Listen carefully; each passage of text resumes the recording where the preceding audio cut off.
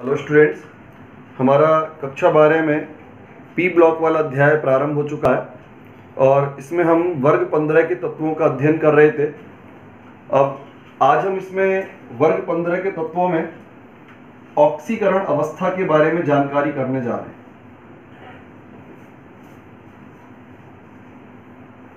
ऑक्सीकरण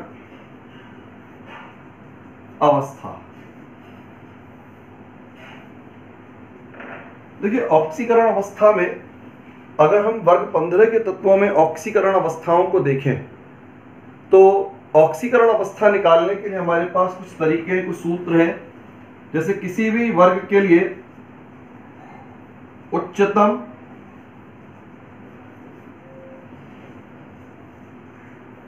ऑक्सीकरण अवस्था, तत्व की उच्चतम ऑक्सीकरण अवस्था का जो मान होता है वो वर्ग संख्या -10 के बराबर होता है। उच्चतम ऑक्सीकरण अवस्था का मान जो है वर्ग संख्या -10। जैसे वर्ग 15 पढ़ रहे हैं आप, तो 15 - 10 बराबर +5। तो वर्ग 15 के लिए उच्चतम ऑक्सीकरण अवस्था हो गई आपकी +5 और न्यूनतम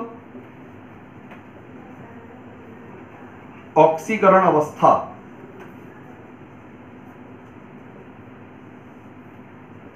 इसके लिए एक फॉर्मूला होता है,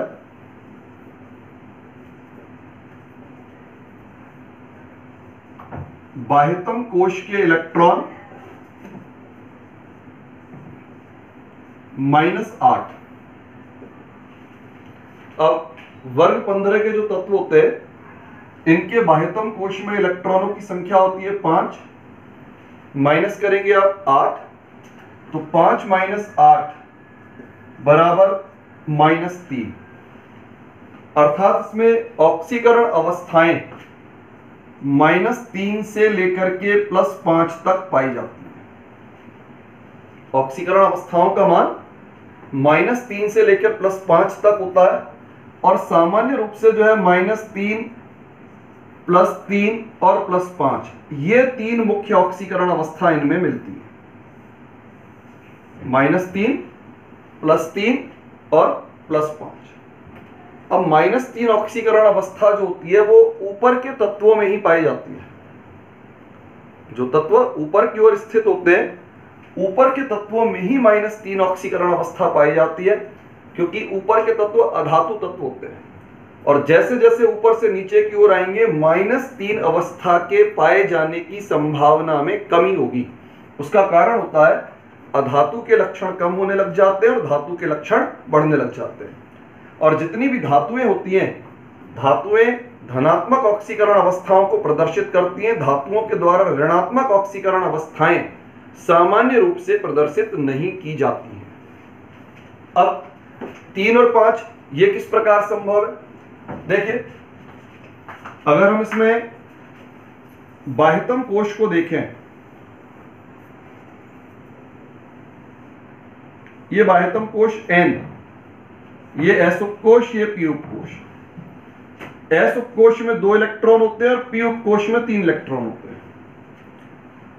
अगर S और P दोनों के इलेक्ट्रॉन बंध निर्माण की क्रिया में भाग लेते हैं, S और P दोनों के इलेक्ट्रॉन बंध निर्माण की क्रिया में भाग लेते हैं, तो ऑक्सीकरण अवस्था हो जाएगी +5।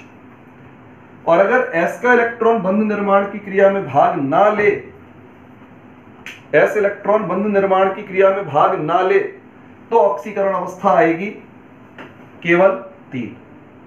तो इस तरह से -3 अवस्था, +3 अवस्था और +5 अवस्थाएं पाई जाती हैं। वर्ग में नीचे आने के साथ साथ जैसे जैसे वर्ग में नीचे आते हैं, वर्ग में नीचे आने के साथ +5 का स्थायित्व घटता है। वर्ग में नीचे +5 का स्थायित्व घटता है और इसका कारण होता है अक्रिय युग्म प्रभाव। अक्रिय युग्म प्रभाव के कारण से वर्ग में नीचे आने के साथ साथ +5 के स्थायित्व में कमी होती है और +3 का स्थायित्व जो है वो बढ़ता है। अब इसमें नाइट्रोजन में 1 से लेकर के 4 तक की जो अवस्थाएं होती हैं, नाइट्रोजन में +1 से लेकर के +4 तक की जितनी भी अवस्थाएं होती हैं, उनमें एक गुणधर्म पाया जाता है असमानुपातन या विषमानुपातन का। असमानुपातन या विषमानुपातन क्या होता है? असमानुपातन या विषमानुपातन का अर्थ होता है जब एक ही तत्व का ऑक्सीकरण और उसी तत्व का अपचयन हो। क्रिया के दौरान एक ही तत्व ऑक्सीकृत भी हो और वही तत्व अपचयित भी हो, समान तत्व ऑक्सीकृत और अपचयित दोनों हो, तो इस घटना को हम नाम देंगे विषमानुपातन या असमानुपातन। अब इसमें देखिए,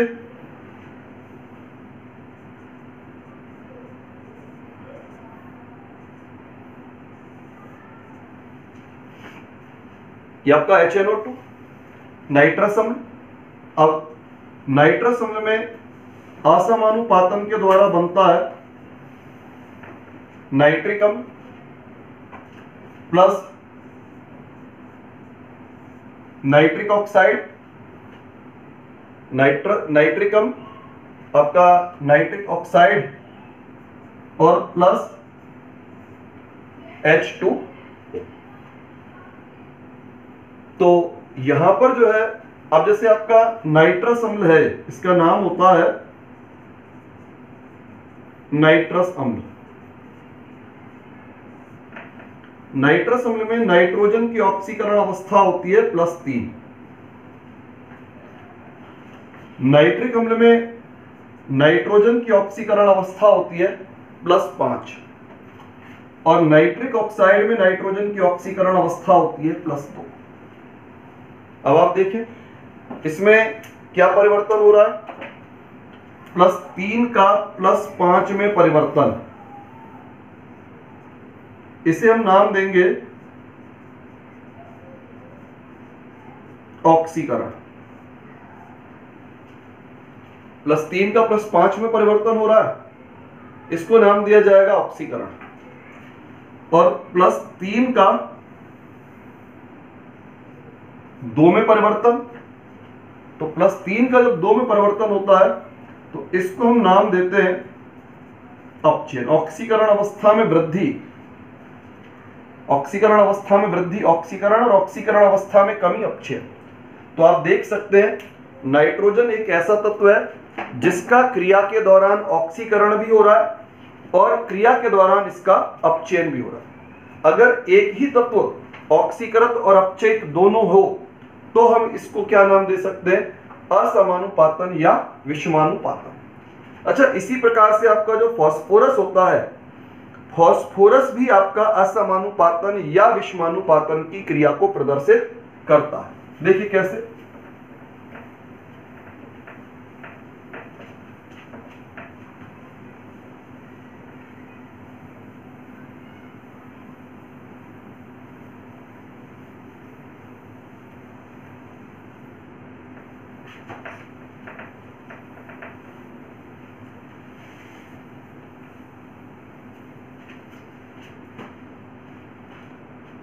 इसी प्रकार से आपका जो फास्फोरस है, फास्फोरस में भी जो है असमानुपातन या विषमानुपातन की क्रिया होती है।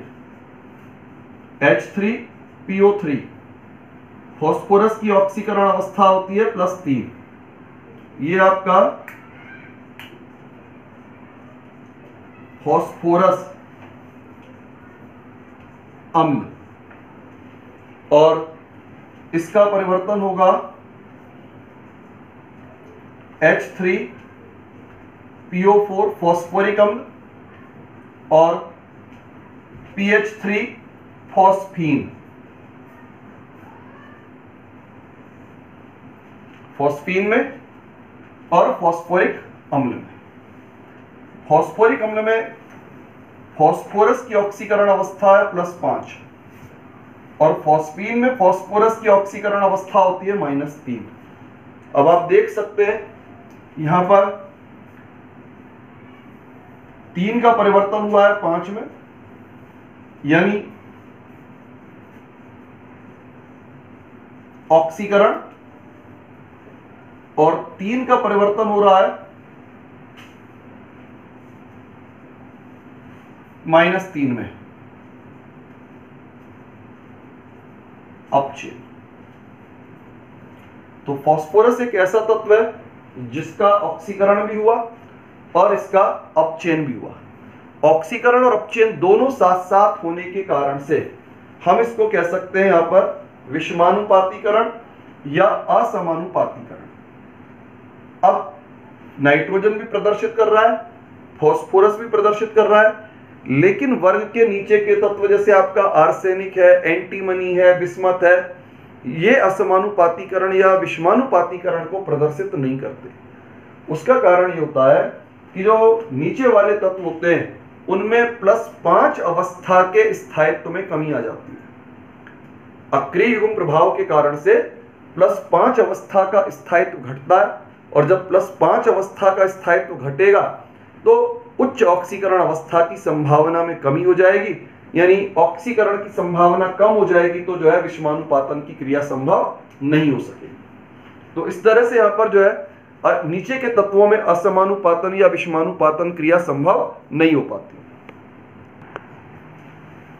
अब बेटा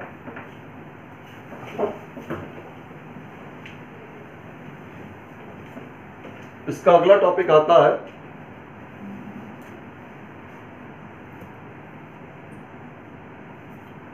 नाइट्रोजन का असामान्य व्यवहार। नाइट्रोजन का असामान्य व्यवहार। देखिए पूरी की पूरी आवर्त सारणी में दूसरे आवर्त के जो तत्व होते हैं आपके लिथियम से लेकर के फ्लोरीन तक, सभी तत्वों का जो व्यवहार होता है अपने वर्ग के तत्वों की तुलना में थोड़ा भिन्न होता है। सभी तत्वों का व्यवहार अपने वर्ग के तत्वों की तुलना में थोड़ा भिन्न होता है, और व्यवहार की जो भिन्नता होती है इसी को हम कहते हैं असामान्य व्यवहार। ऐसा ही असामान्य व्यवहार आपका नाइट्रोजन के द्वारा भी प्रदर्शित किया जाता है। नाइट्रोजन का जो व्यवहार है अपने वर्ग के बाकी के तत्वों के व्यवहार से थोड़ा अलग होता है, और व्यवहार की इस असामान्यता को जो है, व्यवहार की इस भिन्नता को हम जो है नाइट्रोजन का असामान्य व्यवहार कहते हैं। और असामान्यता के कुछ जो है सामान्य कारण है जो सभी तत्वों में एक साथ लागू होते हैं। पहला कारण क्या है? पहला कारण है छोटा परमाणु आकार। परमाणु आकार छोटा होता है, विद्युत ऋणता अधिक होती है, आयनन विभव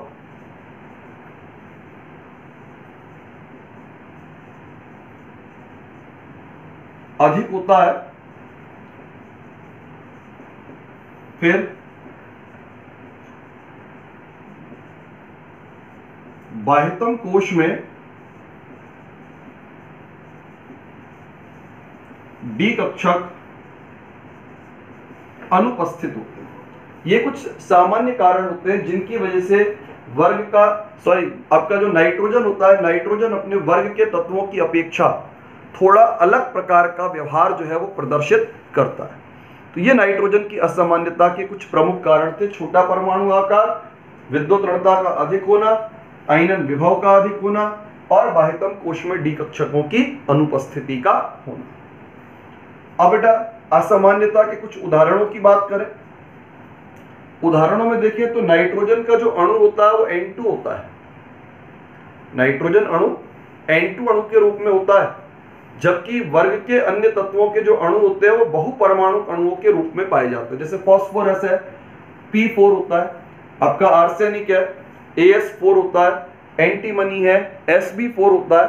तो बाकी के तत्व बहुपरमाणु अणु है, अणु बनाते हैं, जबकि नाइट्रोजन जो होता है वो केवल आपका द्विपरमाणु अणु का निर्माण करता है। दूसरी असामान्यता, नाइट्रोजन परमाणु त्रिबंध के द्वारा जुड़ जाते हैं।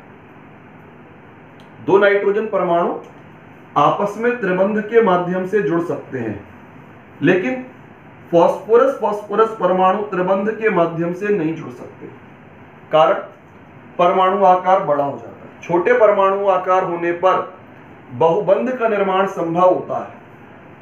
अगर परमाणु का आकार छोटा है तो बहुबंध के निर्माण की प्रवृत्ति पाई जाएगी, यानी द्विबंध बना सकता है, त्रिबंध बना सकता है, लेकिन आकार बढ़ने के साथ बहुबंध निर्माण की प्रवृत्ति जो होती है उसके अंदर कमी आ जाती है।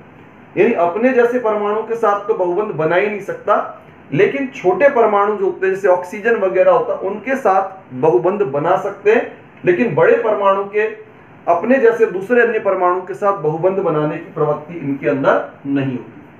नाइट्रोजन दूसरे नाइट्रोजन के साथ त्रिबंध बना लेगा, लेकिन फास्फोरस दूसरे फास्फोरस के साथ त्रिबंध का निर्माण नहीं कर सकता है। यही कारण होता है कि नाइट्रोजन का अणु N2 रूप में पाया जाता है, लेकिन फास्फोरस का जो अणु है वो P2 के रूप में नहीं पाया जाता। फिर इसके अलावा और भी बहुत बातें, जैसे नाइट्रोजन है, नाइट्रोजन की अधिकतम सहसंयोजकता 4 होती है।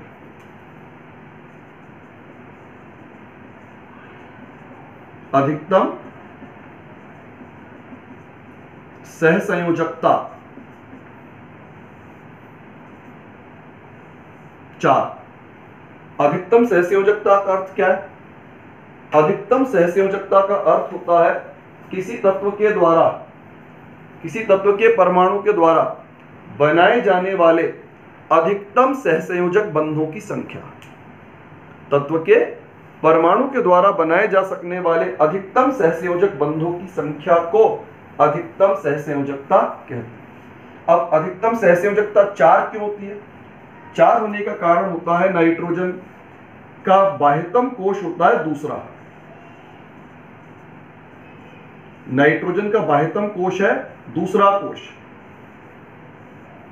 और दूसरे कोश में आपके टोटल 4 कक्षक होते हैं। 4 कक्षक कौन कौन से? एक S कक्षक और 3 P कक्षक। तो एक कक्षक के द्वारा केवल एक बंध का निर्माण किया जा सकता है और 4 कक्षकों के द्वारा अधिकतम 4 बंध का निर्माण किया जा सकता है। जबकि फास्फोरस और बाकी के जो तत्व होते हैं उनके बाह्यतम कोश में D कक्षकों की उपस्थिति होती है। बाह्यतम कोश में D कक्षकों की उपस्थिति होती है, और D कक्षकों की उपस्थिति के कारण से इन तत्वों के द्वारा अधिकतम 6 बंधों का निर्माण भी किया जा सकता है। फास्फोरस और अन्य तत्व अधिकतम 6 बंधों का निर्माण कर सकते हैं। क्यों कर सकते हैं? क्योंकि फास्फोरस से D कक्षक प्रारंभ हो जाते हैं और D कक्षकों का प्रयोग करके अधिकतम 6 बंधों का निर्माण किया जा सकता है। इस प्रकार से नाइट्रोजन की अधिकतम सहसंयोजकता 4 और फास्फोरस की अधिकतम सहसंयोजकता जो होती है वो बाकी अधिकतम सहसंयोजकता 6 हो जाती है।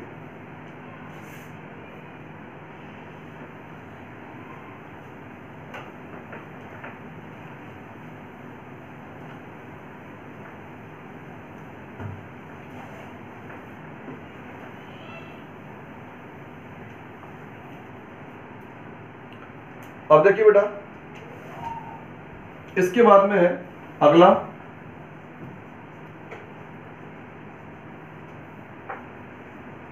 हाइड्रोजन से क्रिया।